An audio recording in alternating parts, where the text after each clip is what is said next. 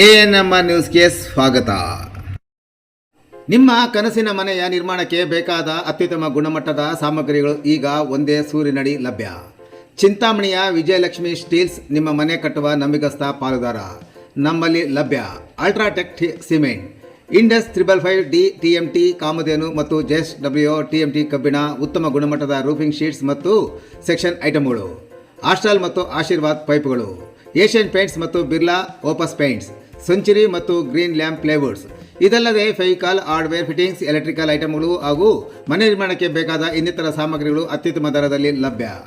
ಉತ್ತಮ ಗುಣಮಟ್ಟ, ನಂಬಿಕಸ್ಥ ಸೇವೆ ಮತ್ತು ಸಮಂಜಸ ಬೆಲೆ ಇವೆಲ್ಲ ಒಂದೇ ಕಡೆ. ಹಿಂದೆ ಭೇಟಿ ಕೊಡಿ. Vijayalakshmi steels, KSRTC bus depot ಎದುರು, ಬೆಂಗಳೂರು ರಸ್ತೆ, ಚಿಂತಾಮಣಿ.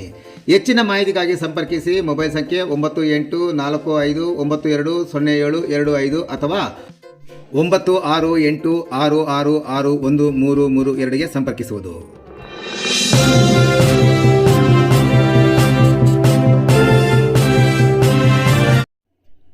ಹಂದಿಬಾಡು ಸಾರು ಮಾಡಿದ ಹಿನ್ನೆಲೆ ಇಬ್ಬರು ಭದ್ರತಾ ಸಿಬ್ಬಂದಿ ನಡುವೆ ಮಾರಾಮಾರಿ, ಓರ್ವ ಕಾರ್ಮಿಕನ ಕೊಲೆಯಲ್ಲಿ ಅಂತ್ಯ.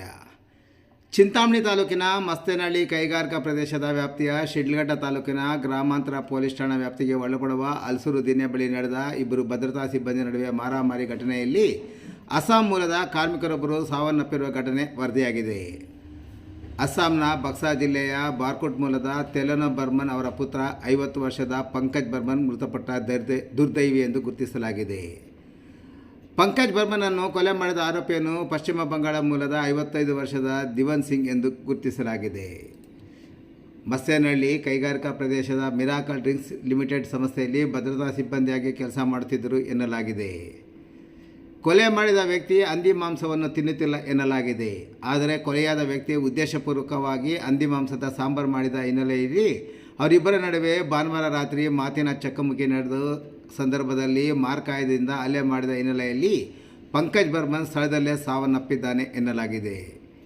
ಇನ್ನು ವಿಷಯ ತಿಳಿದು ಸಿಬ್ಬಂದಿ ಪೊಲೀಸರಿಗೆ ಮಾಹಿತಿ ನೀಡಿದ್ದು ಘಟನಾ ಸ್ಥಳಕ್ಕೆ ಶಿಡ್ಲಘಟ್ಟ ಮತ್ತು ಚಿಂತಾಮಣಿ ಗ್ರಾಮಾಂತರ ಠಾಣೆ ಪೊಲೀಸರು ಭೇಟಿ ನೀಡಿ ಪರಿಶೀಲನೆ ನಡೆಸಿದ್ದು, ನಂತರ ಶಿಡ್ಲಘಟ್ಟ ಠಾಣಾ ವ್ಯಾಪ್ತಿಗೆ ಬರುವುದರಿಂದ ಸದರಿ ಠಾಣೆಯಲ್ಲಿ ಪ್ರಕರಣ ದಾಖಲಿಸಿಕೊಂಡು ಮುಂದಿನ ತನಿಖೆ ಕೈಗೊಂಡಿದ್ದಾರೆ.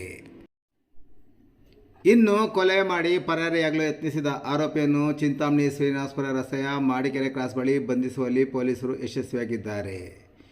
ಇನ್ನು ಘಟನೆ ಬಗ್ಗೆ ತನಿಖೆ ಕೈಗೊಂಡಿರುವ ಶಿಡ್ಲಘಟ್ಟ ಪೊಲೀಸ್ ಠಾಣೆಯ ಪೊಲೀಸ್ ಇನ್ಸ್ಪೆಕ್ಟರ್ ಆನಂದ್ ಕುಮಾರ್ ಅವರು ಸದರಿ ಕೊಲೆಯ ಬಗ್ಗೆ ತನಿಖೆ ನಡೆಸುತ್ತಿದ್ದು, ಕೊಲೆ ಹಂದಿಬಾಡಿನ ಸಾಂಬಾರು ವಿಚಾರದಲ್ಲಿಯೋ ಅಥವಾ ಸೈಕಲ್ ವಿಚಾರ ಹಾಗೂ ಅನೈತಿಕ ಸಂಬಂಧ ಬಗ್ಗೆಯೂ ಚರ್ಚೆಯಾಗುತ್ತಿದ್ದು, ಎಲ್ಲದರ ಬಗ್ಗೆ ಕೂಲಂಕುಷವಾಗಿ ತನಿಖೆ ನಡೆಸುತ್ತಿರುವುದಾಗಿ ಭೇಟಿ ಮಾಡಿದ ವರದಿಗಾರರಿಗೆ ತಿಳಿಸಿದರು.